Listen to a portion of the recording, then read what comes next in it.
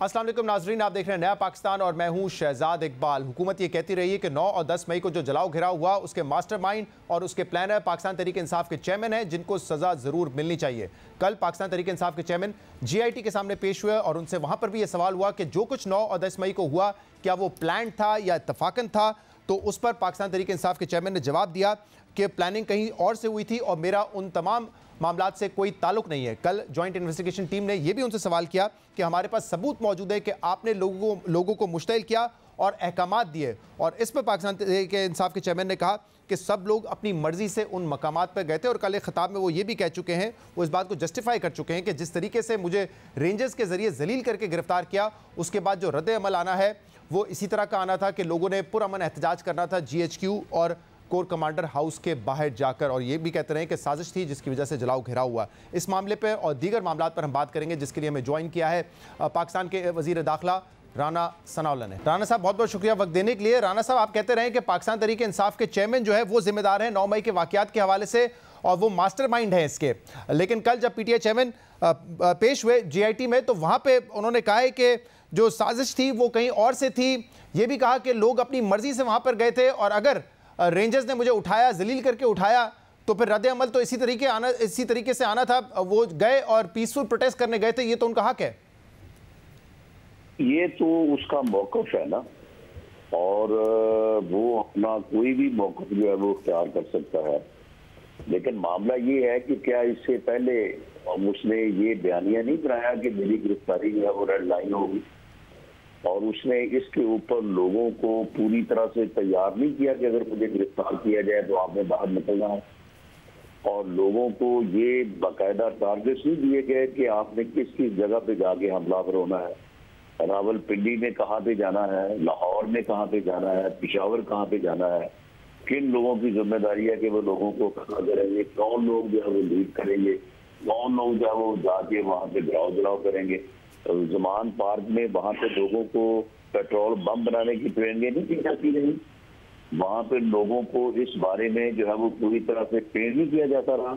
ये सारी चीज़ें जो है ये सारे सबूत मौजूद हैं, और उसकी तकारीर और उसका लोगों को इस तरह से गुमराह करना और एक दिफाई अदारे के खिलाफ लोगों को जो है वो जज्बाती कैफियत में मुब्तला करना, लोगों को गुमराह करना, ये सारी चीजें जो है ये ऑन रिकॉर्ड है।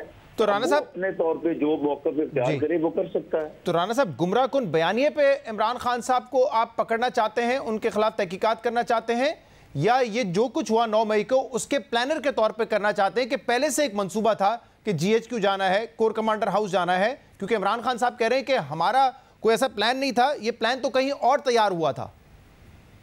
नहीं, ये प्लान जो है कि अगर इसने तैयार नहीं किया था, ज़मान पार्क में तैयार नहीं हुआ था, वहाँ पे लोगों को ट्रेन नहीं किया गया, वहाँ पे लोगों को इस बात पे जो है वो आमादा नहीं किया गया, और अगर वहाँ पे सारा कुछ ये हुआ है तो वहाँ पे करने वाला कौन था इसके अलावा?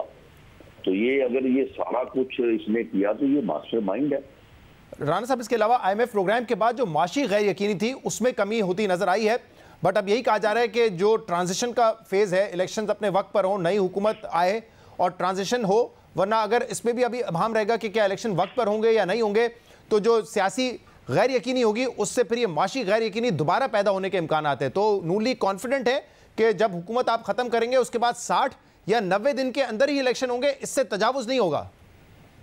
बिल्कुल, हम कॉन्फिडेंट हैं कि इंशाअल्लाह ताला जैसे ही अगस्त में असम्बलियाँ अपनी मुद्दत पूरी करेंगी, उसके बाद केयर टेकर सेटअप आएगा, और केयर टेकर सेटअप आइन के मुताबिक 60 या 90 रोज में जो है वो इलेक्शन को आएगा, और ट्रांजिशन का अमल जो है एक पुरअमन शफाफ इलेक्शन के जरिए से जो है वो मुकम्मल होगा। राना साहब, लेकिन 14 मई के जो अहकामात थे सुप्रीम कोर्ट के इलेक्शन करवाने के हवाले से, उस पर आप लोगों का ये भी मौक़िफ़ था कि 2021 में CCI ये फैसला कर चुकी है कि नए मर्दमशुमारी के तहत ही इंतखाबात होंगे। आपके इत्तेहादी भी इस हवाले से इसरार करते रहे, आप पे दबाव डालते रहे हैं, लेकिन कल एहसन इकबाल साहब ने तो कह दिया है कि 30-31 जुलाई से पहले शायद डेटा उनको मिले ना, CCI ना हो, और वो कह रहे हैं कि बहुत ऑलमोस्ट कभी इम्कान इसी बात का है कि इलेक्शंस जो है वो पुरानी हल्का बंदियों के तहत होंगे और पुराने मर्दमशुमारी के तहत होंगे। ने अपनी मुद्दत पूरी करनी है, अगर इस सेंसस को उस दिन तक नोटिफाई ना किया गया तो फिर इलेक्शन जो है वो पुरानी सेंसस और हल्का बंदी की बुनियाद पर ही होंगे। और हुकूमत ने ये फैसला किया है कि वो इसे नोटिफाई नहीं करेगी, और जब असम्बलियाँ अपनी मुद्दत पूरी करके डिसॉल्व होंगी तो उसके बाद फिर इलेक्शन कमीशन पाबंद होगा कि वो पुराने सेंसस की बुनियाद पर जो हल्का बंदी अभी रिसेंटली हुई है थोड़े दिन कुछ 6 माह पहले, तो उसके मुताबिक जो है इलेक्शन कराए। नहीं तो आप कह रहे हैं कि जो नई मर्दमशुमारी हुई है उसको नोटिफाई नहीं करेगी सीसीआई? जब तक वो ऑफिशियली नोटिफाई ना हो, जो कि ऑफिशियली नोटिफाई उसको गवर्नमेंट ने करना है और आईनी और रूल और कानून के मुताबिक तो उस दिन से पहले होना है जिस दिन असम्बलियाँ डिसॉल्व होती हैं। तो वो जब गवर्नमेंट नहीं कर रही क्योंकि उसमें इश्यूज हैं, ये तो ऐसा नहीं है कि हम कुछ शौक से नहीं कर रहे, उसमें इश्यूज पैदा हो गए हैं और बहुत सारे स्टेक होल्डर्स उसके ऊपर एतराज़ात हैं।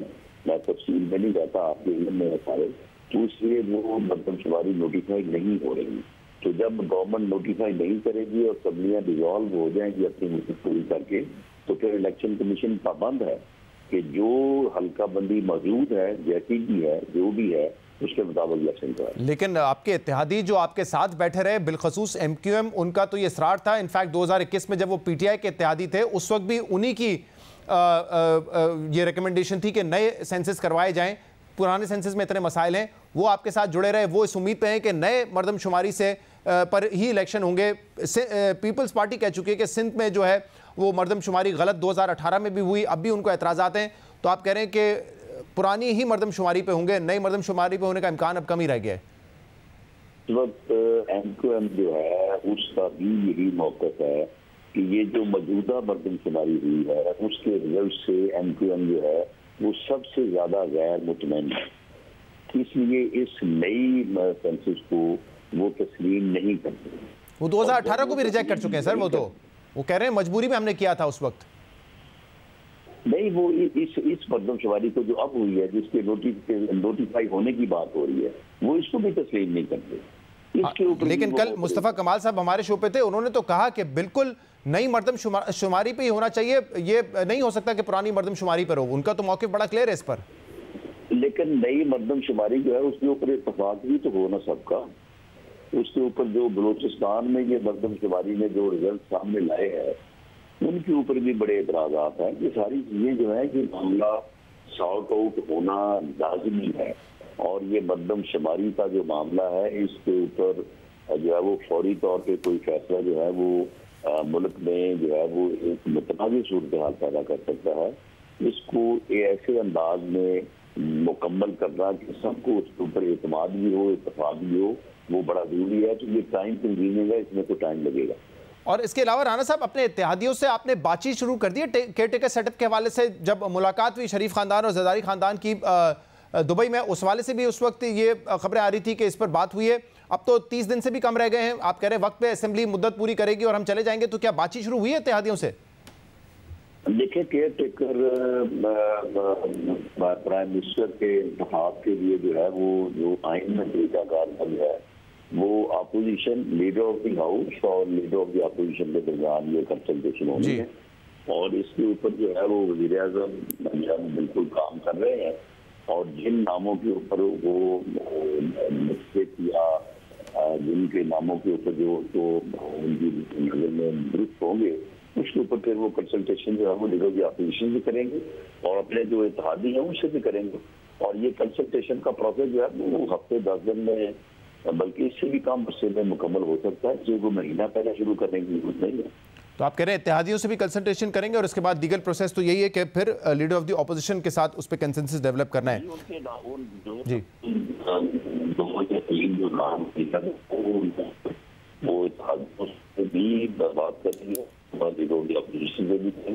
सही। राणा साहब, इस वक्त जो पंजाब में केयरटेकर सेटअप है उसके हवाले से इल्ज़ाम उन पर लगता रहा है कि वो गैर जानिबदार नहीं है, लेकिन केपीके में तो एक बड़ी एक्स्ट्रा ऑर्डिनरी सिचुएशन हो गई है। 3 रोज़ पहले आपके रहनुमा, पीपल्स पार्टी के रहनुमा, एएनपी के रहनुमा ये शिकवा कर रहे थे कि हमें केयरटेकर सेटअप में हिस्सा कम मिला है। हमारे काबीना में हमारे मिनिस्टर्स 3-3 हैं और JUIF के 20 मिनिस्टर्स हैं। तो वो तो बाकायदा तस्लीम कर रहे हैं कि ये कोई निगरान सेटअप नहीं है, ये सियासी हुकूमत है जो इस वक्त कायम है, और वो शिकवा ये कर रहे हैं कि उसमें शेयर हमें कम मिला है, JUIF को ज्यादा मिला है। तो इसी किस्म का केयरटेकर सेटअप बनेगा वफाक में? नहीं, देखिए शहजाद, मामला ये है कि जो कैबिनेट है, कैबिनेट जो है वो उसकी उनका सरबराह जो है वो अगर सूबा है तो चीफ मिनिस्टर, और अगर मरकज है तो प्राइम मिनिस्टर होता है। तमाम जो मिनिस्टर हैं वो चीफ मिनिस्टर या प्राइम मिनिस्टर की पावर जो है वो उनको जो है वो इस्तेमाल करते हैं। आप मुझे बताएं कि जो साहब वज़ीर आला KPK हैं मोहम्मद आज़म साहब, आप बताएं उनका किस जमात से तल्लुक रहा है? कितने इलेक्शन उन्होंने JUIF से या PMLN के टिकट से या पीपल्स पार्टी से लड़े हैं? कहाँ कहाँ उनकी जो है वो इन जमातों की एफिलिएशन रही है? और उसके ऊपर जो है वो उस वक्त की अपोजिशन और उस वक्त की हुकूमत का उसमें इत्तेफाक नहीं हुआ। अब इत्तेफाक होने के बाद कैबिनेट जो है वो तो चीफ मिनिस्टर साहब ने तरतीब दी है। ऐसा ही होना चाहिए राणा साहब, लेकिन मैं ये कह रहा हूं आपसे, उसको उन्होंने वो दिला दिया। मैं ये कह रहा हूं कि आपके अपने लोग, आपके अपने रहनुमा ये शिकायत ये कह रहे हैं कि हमारे लोग बैठे हुए हैं वहां पे, हमारे मिनिस्टर्स हैं, हमारे नॉमिनी है। ये तो PMLN पीपल्स पार्टी और ANP खुद कह रही है कि हमारे लोग बैठे हुए हैं, तो आप कह रहे हैं चीफ मिनिस्टर की स्वाबदीदे बनाना? नहीं शहजाद, देखिए बात करने की जो है ना वो किसी ने जो भी अंदाज इख्तियार किया या जो अल्फाज इस्तेमाल किए, मुझे बताएं कि जो ये मिनिस्टर हैं KPK में या पंजाब में, ये मैं इन मिनिस्टर्स का मुझे बताएं कि इनका किस जमात से ताल्लुक है, ये किस जमात के बात कर रहे हैं? मैं बता रहा हूँ इन्होंने जो है वो इलेक्शन लड़े हैं, बताएं मुझे। मुमकिन है इलेक्शन ना लड़ाओ, लेकिन वो ये तो आपकी पार्टी तो खुद तस्लीम करी कि हमारे नॉमिनी है, हम चाहे इनसे इस्तीफा भी ले सकते हैं, और वो ये कह रहे हैं JUIF के 20 हो गए, हमें 3-3 मिले। ये तो आप लोग खुद एक्सेप्ट कर रहे हैं ना, ये थोड़ी कि कोई बाहर से बैठ के इल्जाम लगा रहा है। हमारी जमात जो है वो बिल्कुल तस्लीम नहीं करती। ये बात अलग है कि आपने अपनी स्किल और एक्सपीरियंस से जिन साहब को हमारी जमात से या दूसरी जमात से आपने प्रोग्राम में लिया, आप आपने जो है वो ये बात करवा ली और उस बात को आपने पकड़ लिया है कल से। नहीं, उसमें सिर्फ आपकी जमात के नहीं, फैसल करीम कुंडी साहब थे, वो भी कह रहे थे हमारे 3 है, उस पे ANP के रहनुमा थे। एमल वली खान जो पार्टी चला रहे ANP, वो खुद भी कह चुके हैं कि हमारे 2 लोग थे, हमें ज्यादा चाहिए। ये सिर्फ आपका कमाल है, बाकी इस बात में कोई हकीकत नहीं है। ये कमाल तो मेरे ख्याल से जो है आप लोगों का ही है कि केयर टेकर पे किस तरीके से अपने नॉमिनी वहां पे आप लोगों ने बिठा दिए। लेकिन अब कल आपका एक बयान था कि सीट, आप मुझे बताएं कि मोहसिन नकवी साहब का या मोहम्मद आजम साहब का किस जमात से तल्लुक है? किसी जमात से तल्लुक नहीं है। और कैबिनेट तो उन्होंने साइन किया है ना, उन्होंने सिलेक्ट किया है, उन्होंने वो दिया है हमको। अब उन्होंने जिस आदमी के ऊपर इस्तेमाल किया है तो ठीक है, वो अपनी टीम तो सिलेक्ट करना उनका इस्तेहकाक है, आइन उनको जो है वो इजाजत देता है, इख्तियार देता है। नहीं, लेकिन मैं तो जो कोट कर रहा हूं, मैं तो इख्तियार वली साहब को कोट कर रहा हूं, जो आपकी पार्टी के रहनुमा है, वो ये कह रहे हैं कि हमारे नॉमिनी है। लेकिन एक और भी मामला है ना, इस वक्त जो इत्तेहादी हुकूमत है वो JUIF के गवर्नर से खुश नहीं। वो कह रहे हैं वहां करप्शन हो रही है और वो मुतालबा कर रहे हैं कि उनको रिप्लेस किया जाए। ANP तो कहती है हमारा हक था। तो क्या वफाकी हुकूमत इस बारे में सोच रही है कि हाजी गुलाम अली साहब जो कि रिश्तेदार भी मौलाना फजल रहमान साहब के, उनको हटाया जाए, क्योंकि आपकी पार्टी पीपल्स पार्टी और ANP उन पर करप्शन के इल्जाम लगा रही है? चले, अगर करप्शन के तो इल्जाम हैं तो वो उसका सबूत या वो सामने लाए, उनकी इंक्वायरी होनी चाहिए। और ये वैसे बड़ी अजीब बात है कि वो करप्शन को पिछले 4 माह से कर रहे हैं, लेकिन इसके इल्जाम जो है वो पिछले 1 हफ्ते से शुरू हुए हैं। इससे पहले या उन्होंने की नहीं है तो या फिर किसी को ख्याल नहीं आया इतराज करने का। अब देखिए, जब इलेक्शन नजदीक आ गया है तो फिर हर किसी ने अपना बयानिया बनाना है, अपनी स्पेस बनानी है, अपना एक मौक़िफ़ जो है वो बड़ा जो है वो जोरदार जो है वो बनाना है। तो उसके लिए अगर कोई अपना बयानिया इस तरह से तरतीब देता है तो उसके ऊपर हमें इस हद तक जाकर कोई नहीं, नून लीग के रहनुमा ये बयानिया बना रहे हैं, तो आप कह रहे हैं कि उनके बयान, उन्होंने सिर्फ एक इलेक्शन के लिए बयानिया बनाना है, उनकी बात में कोई वजन है नहीं, वैसे ये कह रहे हैं आप? कह रहा हूँ कि अगर उनके पास कोई सबूत है तो वो बिल्कुल नैब को दें, वज़ीर आज़म तक है, वज़ीर आज़म को दें, और वो वफाक को, वफाकी हुकूमत को दें। गवर्नर वफाक का नुमाइंदा है, बिल्कुल उनके खिलाफ जो है इलेक्शन लिया जाएगा। सही। इसके अलावा सीट एडजस्टमेंट के हवाले से आपने कहा कि हर सीट पे शेर का निशान होगा, जहां जरूरत पड़ी वहां पे जो है हम सीट एडजस्टमेंट कर सकते हैं। तो ये तमाम पार्टीज के लिए है, चाहे इसमें JUIF हो, पीपल्स पार्टी हो या नई बनने वाली इस्तेकाम पाकिस्तान पार्टी हो, क्योंकि इस्तेकाम पाकिस्तान पार्टी के हवाले से तो कहा जा रहा था कि उनके बाकायदा लीडर्स ने नवाज शरीफ साहब से मुलाकातें की हैं और ये कभी इम्कान था कि शायद कुछ सीट एडजस्टमेंट उनके साथ हो। कि बतौर प्रेसिडेंट पाकिस्तान मुस्लिम लीग नून पंजाब, ये मेरी जिम्मेदारी भी है और ये मेरी कोशिश है, मैंने इसको एक चैलेंज के तौर पे लिया है कि तमाम सूबाई हलकों जिनकी तादाद 297 है और तमाम कौमी हल्के जिनकी तादाद 146 है, उनमें जो है वो पाकिस्तान मुस्लिम लीग नून का उम्मीदवार होना चाहिए, शेर का निशान होना चाहिए। पिछली दफा 18 में और 13 में भी जो है ये ऐसा होता रहा है कि हल्के जो है वो बीच में खाली रहे हैं, बल्कि 2018 के इलेक्शन में काफी हल्के जो है वो खाली थे। अब जहां तक इस बात का तल्लक है कि सीट एडजस्टमेंट किस सीट पे हो सकती है, किस पे नहीं हो सकती, तो ये काम जो है ये पार्लिमानी बोर्ड का है। पार्लिमानी बोर्ड जब बनेगा तो वहां पे ये बात जेरे गौर आएगी। लेकिन मेरा ज़ाती मौक़िफ़ ये है कि पाकिस्तान मुस्लिम लीग नून को पंजाब में कोई सीट एडजस्टमेंट नहीं करनी चाहिए। कोई सीट एडजस्टमेंट नहीं करनी चाहिए, आपका मौक़िफ़ है और आप पंजाब के प्रेसिडेंट हैं। तो ये चाहे जहांगीर खान तरीन साहब की सीट हो, चाहे इसाक खाकवानी साहब की सीट हो, ओन चौधरी साहब की हो, लंगड़ियाल साहब की हो, जो इस वक्त हुकूमत में भी है, उनके साथ आप सीट एडजस्टमेंट नहीं करनी चाहिए, आपकी ये राय है? जी बिल्कुल, वो अपने तौर पे जो है वो अपनी जमात के निशान पे इलेक्शन लड़े और मैं समझता हूँ कि उनके एक सियासी कारकुन के तौर पे मेरा ख्याल है कि ये उनके लिए भी यही बेहतर है। उनकी जमात तभी बनेगी जब वो जो है वो इलेक्शन लड़ेंगे, वरना वो जिन सीटों पर एडजस्टमेंट होगी उन चंद सीटों तक महदूद हो जाएंगे। ये तो बेहतर है ना, आपके लिए कंपटीशन कम रहे, जमात ना बने, आप पीपल्स पार्टी को भी जो है वो नुकसान होगा। तो आप तो उनको मशवरा दे रहे हैं कि कैसे आपकी सियासी जमात मजीद मजबूत बन सकती है। आपको तो ये चाहिए कि वो पार्टी पंजाब में महदूद ही रहे, इसलिए 2-4 सीटें दे दो उनको। आप मशवरे भी दे रहे हैं सियासी उनको। नहीं देखें, उसका हमें भी तो नुकसान है, हमें भी उसका। मैं समझता हूँ कि हमें पंजाब में अपनी अक्सरियत के ऊपर जो है वो गवर्नमेंट बनानी चाहिए अगर डिलीवर करना है तो। और मरकज में भी हुकूमत जो है वो अगर जो भी जमात बनाए वो अपनी अक्सरियत से बनाए। हंग पार्लियामेंट जो है या हंग जो है वो सूबाई असम्बली है जिस तरह से पहले थी, तो वो डिलीवर नहीं कर सकती और जब डिलीवर नहीं करती तो उसमें आवाम का जो है वो, और इसीलिए आप समझते हैं सीट एडजस्टमेंट नहीं होनी चाहिए। एक आखिरी सवाल, सीनियर ब्यूरोक्रेट हैं आजम खान साहब, पिछले 1-1.5 माह से उनका कुछ पता नहीं है, उनकी फैमिली ने जो है अदालत से भी रुजू किया है। कहाँ है आजम खान साहब? एक सीनियर ब्यूरोक्रेट जो प्रिंसिपल सेक्रेटरी थे साबिक वजीर आजम के, लापता है, किसी को कुछ खबर ही नहीं है, ना कोई इंटरेस्टेड नजर आ रहा है उनकी बाजियाबी में। मेरी इंफॉर्मेशन के मुताबिक उनकी जो है वो फैमिली को पूरी खबर है और वो बड़े मुतमईन है, और अगर वो ऐसा नहीं है तो उनको फिर हमारे तक आना चाहिए था। हम अपनी दरख्वास्त लेके और अपना मुकदमा दर्ज करवाने और उसकी तफ्तीश के लिए, लेकिन नहीं, वो तो अदालत भी बाकायदा गए, अदालत के अहकामात थे उनको प्रोड्यूस किया जाए। अगर आप कह रहे हैं मुतमईन है तो ये करने की जरूरत क्या थी उनको? घर बैठे रहते आराम से। वो इस चीज को परसू नहीं कर रहे, वो परसू नहीं कर रहे क्योंकि उनको पता चल गया कि वो कहाँ है।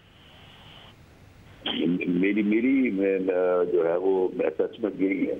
तो उनको पता है तो राणा साहब आपको भी पता होगा, आजाद है या किसी की तहवील में है? मेरा ख्याल है कि वो फैमिली के साथ राब्ते में है और मेरा ख्याल है कि वो आराम कर रहे हैं।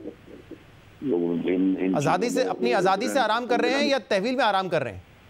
जी मेरी इंफॉर्मेशन तो ये है कि वो बड़े इत्मीनान के साथ हैं, जहाँ भी हैं बड़े खुश हैं।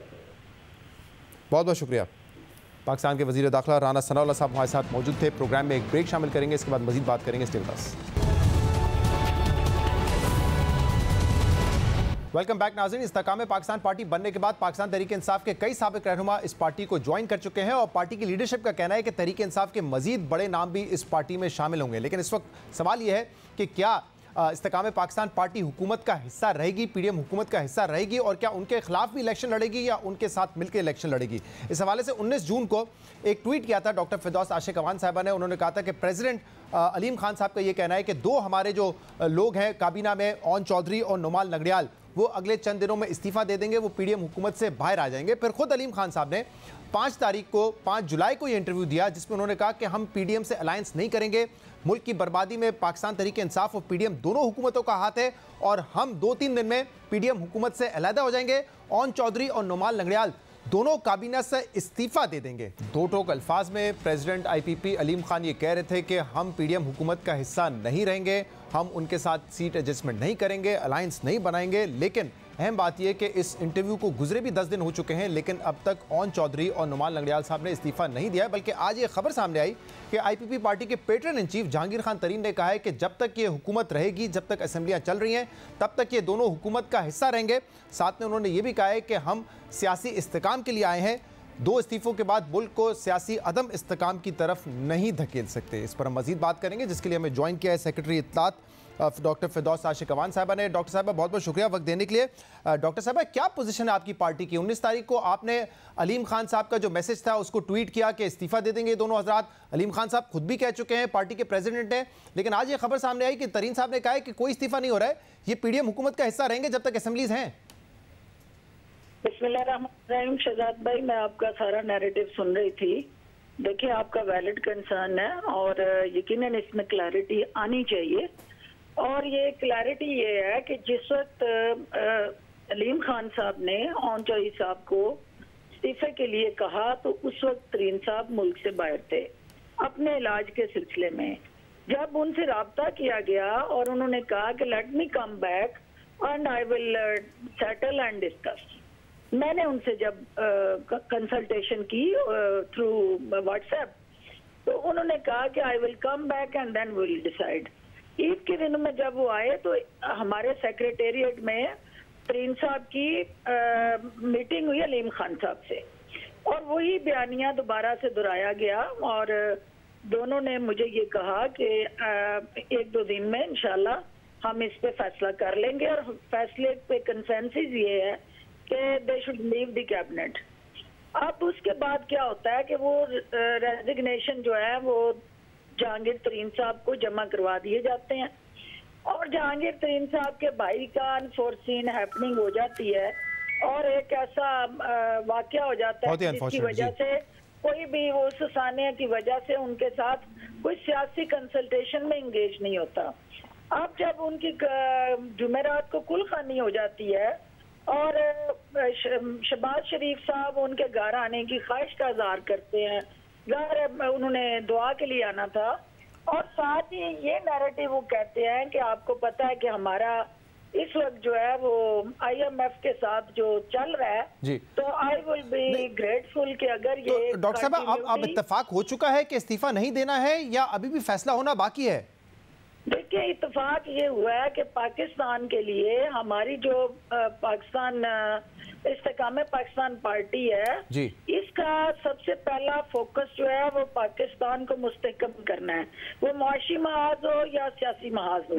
लेकिन जब ये नैरेटिव हम चला रहे हैं और बात कर रहे हैं, तो पाकिस्तान की इस वक्त जो स्टिल आज के दिन तक IMF के साथ हमारी एक अंडर प्रोसेस है नेगोशिएशन एंड डील, और पाकिस्तान के अंदर जरा सी भी अदम इस्तेहकाम अगर हुकूमती सतह पे आएगा, ये वैलिड पॉइंट था शहबाज शरीफ साहब का, जो उन्होंने जहांगीर तरीन साहब, आपको पता है कि एक वफादार इंसान है, वो कम ज़रफ नहीं है। नहीं, तो आप कह रही हैं कि शहबाज शरीफ साहब ने उनसे कहा है कि आपके रहनुमाओं को इस्तीफा नहीं देना चाहिए, हुकूमत कैसा रहना चाहिए? कंटिन्यूटी होनी चाहिए और कोई ऐसा स्टेप जिससे ये तासुर जाए कि हुकूमत जो है अदम इस्तेहकाम का शिकार है। और नहीं, लेकिन डॉक्टर साहबा एक बात बताइए कि आपके दोनों ये रहनुमा एडवाइजर हैं, ना ये इलेक्टेड लोग हैं, ना वफाकी वजीर हैं। इलेक्टेड होते तो आपको लगता है कि शायद मेजॉरिटी आपकी कम हो जाएगी, लेकिन ऐसा तो मामला भी नहीं है। 1 महीने में ये हुकूमत भी डिसॉल्व हो जाएगी, तो कोई ऐसा नहीं है कि आपके खिलाफ वोट ऑफ नो कॉन्फिडेंस लेके आ जाएगा। तो सियासी अदम इस्तेकाम कैसे होगा 2 अनइलेक्टेड लोग अगर काबीना छोड़ देंगे? तो परसेप्शन की है इमरान भाई, शहजाद भाई, परसेप्शन वो नाम ना ले, शहजाद भाई जी।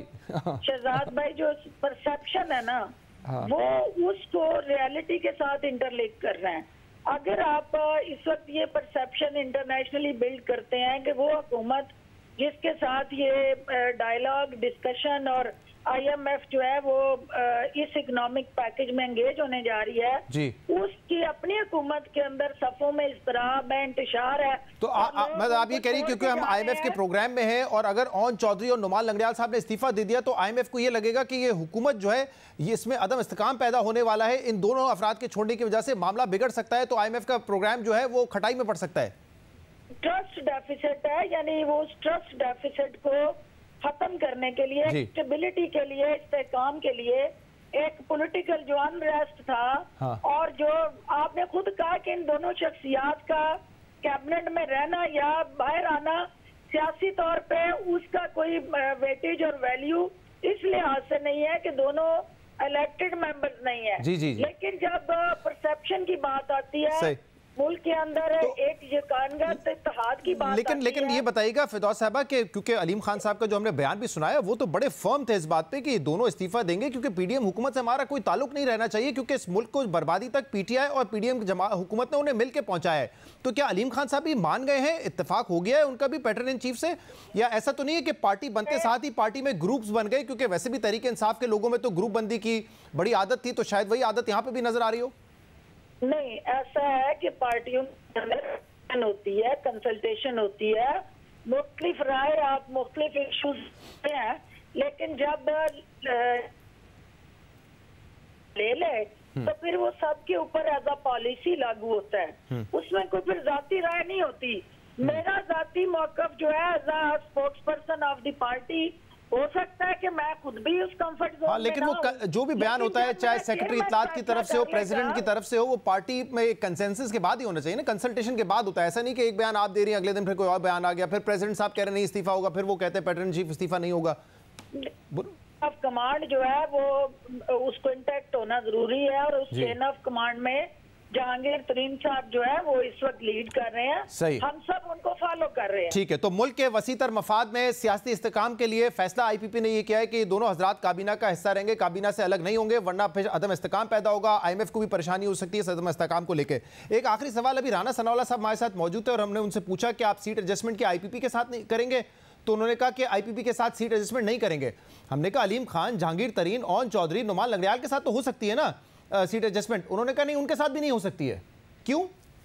अच्छा, इसमें ये क्लैरिटी बड़ी जरूरी है शहजाद भाई कि पहले दिन से हमारा ये मौकफ है और हम उस पे डट के खड़े हैं, और इस पे सारी लीडरशिप का कंसेंसस है कि इस्तेकाम जो है वो अपने अलहदा निशान और शनाख्त के साथ इस्तेकाम पाकिस्तान पार्टी जो इलेक्शन लड़ेगी। हम किसी से ना सीट एडजस्टमेंट मांग रहे हैं और ना हमारी सीट एडजस्टमेंट के लिए लीडरशिप लेवल पे। लेकिन फिरदौस साहब, चौधरी सरवर साहब तो कहते हैं कि आप लोग बी टीम है नून लीग की, और तरीन साहब, अलीम खान साहब, ओन चौधरी साहब बार बार नवाज शरीफ साहब से मिलने भी जाते हैं। देखिए, सियासत के अंदर एक मेल मिलाप या एक दूसरे के साथ सियासी वफादारी और वो जहांगीर तरीन फैमिली का हुस्न रहा है। वो किसी से डायरेक्ट तसादम की पॉलिसी में नहीं जाते, लेकिन वक्त आने पे इंशाल्लाह हमारी जो सियासी मफाद है वो मुल्की मफाद के साथ जुड़ा है, अवामी मफाद। तो आप ये कह रहे हैं कि आपकी भी ख्वाहिश नहीं है नून लीग से सीट एडजस्टमेंट करने की, आप लोग पीडीएम की हुकूमत के खिलाफ, पीडीएम जमातों के खिलाफ भी इलेक्शन लड़ेंगे? पीडीएम में जितनी भी शहजाद भाई जमातें हैं वो सब एक दूसरे के अपोजिट इलेक्शन लड़ रही हैं, तो व्हाई नॉट इस तरह। सही बात, बिल्कुल ठीक। बहुत शुक्रिया। डॉक्टर फिरदौस आशिक अमान हमारे साथ मौजूद थी, प्रोग्राम में शामिल करेंगे एक ब्रेक, इसके बाद मजीद बात करेंगे, हमारे साथ रहेगा।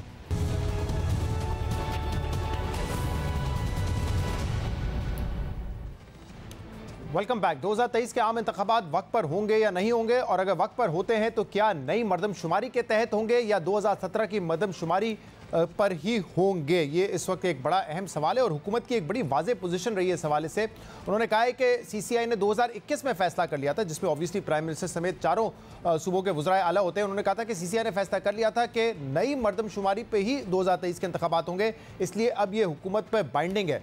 हुकूमत साथ साथ ये भी कहती रही है कि 14 जुलाई को KPK और पंजाब दो सूबों में इलेक्शन इसलिए नहीं करवाया जा सकता कि अगर इन दोनों सूबों पे पुरानी मरदमशुमारी के तहत इलेक्शन करवाए तो बाकी सूबों में फिर नई मरदमशुमारी के तहत इलेक्शन होने होंगे, इसलिए जो 2023 के इंतखाबात हैं वो नई मरदमशुमारी पे होंगे। ये पोजीशन थी हुकूमत की, लेकिन अब एहसन इकबाल साहब कह रहे हैं कि क्योंकि 30 जुलाई तक नताइज आने थे वो नहीं आ सके और सूबाई हुकूमतें बार बार दरख्वास्त करती रही कि मरदमशुमारी का वक्त बढ़ा दें, इसलिए अब वक्त पर मुकर्ररा वक्त तक नताइज आने की उम्मीद नहीं है, और इसीलिए गालिब इम्कान इस बात का है कि 2023 के जो इंतखाबात हैं वो 2017 की मरदमशुमारी पर होंगे। क्या कहा एहसन इकबाल साहब ने, सुनिए। असल मसला है कि सूबों की इमा पर, सूबों की दरख्वास्त पर हमें बार बार वक्त बढ़ाना पड़ा, जिससे अमलन अब मेरे नज़दीक मुमकिन नहीं है कि हम नई मरदमशुमारी के नताइज नए इलेक्शन के टाइम टेबल के मुताबिक उन्हें हतमी शक्ल दे सके। तो इलेक्शन की अब तारीख है और जो मुद्दत है असम्बलियों की तहलील होने के बाद, तो उसको अगर 4 महीने के लिए आप हल्का बंदी लें कवर नहीं कर सकते। तो इसलिए गालिब इम्कान यही है कि इलेक्शन कमीशन ने इसका हतमी फैसला करना है, लेकिन अगर हमने मुकर्ररा मुद्दत में इलेक्शन कराने हैं तो फिर 2017 की हल्का बंदी पर ही इलेक्शन कराने होंगे। और इस हवाले से कल मुस्तफ़ा कमाल साहब ने हमारे प्रोग्राम में ये कहा था कि नई मरदमशुमारी पर इलेक्शन ना करवाना हकायक को ना मानने जैसा होगा। वो कह रहे हैं कि नई हल्का बंदी पर ही इलेक्शन होने चाहिए। पीपल्स पार्टी का इस पर क्या मौक़िफ़ है? सईद गनी साहब, पीपल्स पार्टी के सीनियर रहनुमा, इस वक्त हमारे साथ मौजूद हैं। सईद गनी साहब, 2017 की मरदमशुमारी थी, उस पर पीपल्स पार्टी को सिंध के नंबर्स के हवाले से एतराज़ था। अभी जो प्रोविजनल नंबर्स कुछ आए थे, अनऑफिशियल नंबर, उसके हवाले से भी आप लोगों का एतराज़ था। लेकिन आपकी पोजीशन क्या है? क्योंकि पहले तो वफाकी हुकूमत कह रही थी कि नई हल्का बंदियों के तहत इलेक्शन होंगे, आपकी भी यही पोजीशन है, ऐसा ही होना चाहिए, या आपको ये नामुमकिन होता नजर आ रहा है? साहब, एक बात थोड़ा सा मेरा ख्याल समझना जरूरी है कि इंतखाबात के लिए एक वक्त मुकर्रर है आइन के अंदर, और उन इंतखाबात को उस मुकर्रर वक्त के मुताबिक होना चाहिए। अच्छा, जहाँ तक सेंसस की बात है तो आइन ये कहता है कि जब भी सेंसस होगा तो उसके बाद नई हल्का बंदियाँ भी होंगी, लेकिन उसके लिए ज़ाहिर है कि एक स्पेसिफिक टाइम रिक्वायर्ड होता है जिसके अंदर हल्का बंदी का जो एक अमल है वो मुकम्मल करना होता है इलेक्शन कमीशन को। लेकिन अगर सेंसस हो जाता है और इलेक्शन सर पे आ जाते हैं और हल्का बंदी का जो मुकर्रर वक्त है वो आपके पास मैसर नहीं है, तो इन दोनों सूरतों में आपको किसी न किस्म की आईनी तरमीम की ज़रूरत पड़ेगी, वरना आप ये काम आगे चला नहीं सकेंगे। अब जो एहसन इकबाल साहब ने कहा, जो आपने मुझे सुनाया, मेरी राय में उनका नुक्ता नज़र बिल्कुल ठीक है सर, कि अगर इंतखाबात अक्टूबर या नवंबर में होते हैं और असम्बली जो है वो मैक्सिमम 12-13 अगस्त तक जा सकती, उससे आगे नहीं जा सकती, और अगर हम इस स्टेज पे ये कहें कि जी जो नया सेंसस हुआ है वो CCI से अप्रूव होगा, नोटिफाई होगा, इलेक्शन कमीशन नई हल्का बंदियाँ कराएगा जिसके लिए 4 महीने का आपको वक्त चाहिए, तो फिर तो किसी सूरत में भी इलेक्शन अक्टूबर और नवंबर में मुमकिन नहीं है। लेकिन इस वक्त जो आइन का जो दायरा है, जो उसके अंदर प्रोविजन मौजूद है, उसमें ये रास्ता जरूर मौजूद है कि सेंसस 2017 का ही होगा जी। लेकिन हल्का बंदियां जो इलेक्शन कमीशन ने की है वो मुझे जहाँ तक याद पड़ता है वो अगस्त 2022 में हुई है, और उन हल्का बंदियों की बुनियाद पर इलेक्शन जो है वो मुमकिन है। जहाँ तक किसी सियासी जमात का इस पर एतराज है, जिस तरह मुस्तफा कमाल साहब का जिक्र कर रहे हैं, मैंने सुना नहीं क्या उन्होंने कहा। उन्होंने कहा है कि हकायक को ना मानने वाली बात होगी और नई हल्का बंदियों पर ही होना चाहिए, और आप लोगों के साथ इत्तेहाद में होने की बड़ी वजह इस बात पर अग्रीमेंट था कि नई हल्का बंदियां होंगी। नहीं, लेकिन देखिए, ख्वाहिश तो सतह हमारी भी हो कि नई हल्का बंदियों पे हो या किसी और की भी हो सकती है, लेकिन क्या हमारी ये ख्वाहिश इस वक्त आइन के अंदर रहते हुए मुकम्मल हो सकती है कि नहीं हो सकती? हमारा ख्याल है कि नहीं हो सकती है। सही, लेकिन सईद गनी साहब, ये भी हुकूमत वक्त का काम है ना कि चीज़ों को मुकर्ररा वक्त पे करे। जब 2021 में फैसला हुआ था, CCI ने फैसला किया था, और आप लोग ये कह रहे थे कि एहसन इकबाल खास तौर पे कि बाइंडिंग है और इसीलिए 2 सूबों में पहले इलेक्शन नहीं हो सकते क्योंकि हल्का बंदियां मस्ट है। आप कह रहे हैं कि 30 अप्रैल तक डेटा नहीं आया, नताइज नहीं आया, और वो कह रहे हैं सूबे बार बार ताखीर करते रहे इसमें। वो कहते रहे हमें मजीद वक्त चाहिए। नहीं, देखो, सूबे बिलावजा ताखीर नहीं करते रहे। एक अमल था सेंसस का जिसको शफाफ होना चाहिए था, गैर मुतनाज़ा होना चाहिए था। अगर हमें किसी जगह ये महसूस होगा कि ये शफाफ नहीं है या ये मुतनाज़ा हो रहा है, तो मैं ये समझता हूँ कि ये तमाम लोगों की जिम्मेदारी है, सिर्फ सूबों की नहीं, वफाकी हुकूमत की भी जिम्मेदारी है, तमाम इदारों की भी जिम्मेदारी है, सियासी जमातों की जिम्मेदारी है कि वो इस बात को यकीनी बनाएं कि सेंसस गैर मुतनाज़ा हो। अगर मुतनाज़ा सेंसस की बुनियाद पर हल्का बंदी करेंगे, उसी मुतनाज़ा सेंसस की बुनियाद पर। लेकिन 2017 के जो सेंसस थे वो तो आपकी नजर में मुतनाज़ा ही थे ना जी, तो वो कबूल है आपको उस पर दोबारा इलेक्शन करवाना? नहीं, तो फिर आप जो बात कर रहे हैं, अगर मैं ये कह दूं कि जी मुझे 17 का सेंसस भी कबूल नहीं था, फिर 17 की बुनियाद पर जो होने वाली हल्का बंदी 2018 में वो भी कबूल नहीं है, फिर 2022 में जो हल्का बंदी मुझे वो भी कबूल नहीं है, तो ये मेरी, अगर आप बात पे जाएंगे या मेरी ख्वाहिशात पे जाएंगे, फिर तो इलेक्शन मुमकिन ही नहीं है। सही, तो आप समझते हैं वक्त पे अगर इलेक्शन होना है तो वो 2017 की हल्का बंदी, 2017 की मरदमशुमारी और 2022 अगस्त की हल्का बंदियों पे होते हुए आपको नजर आ रहे हैं। बहुत बहुत शुक्रिया। पीपल्स पार्टी के रहनुमा सईद गनी हमारे साथ मौजूद थे।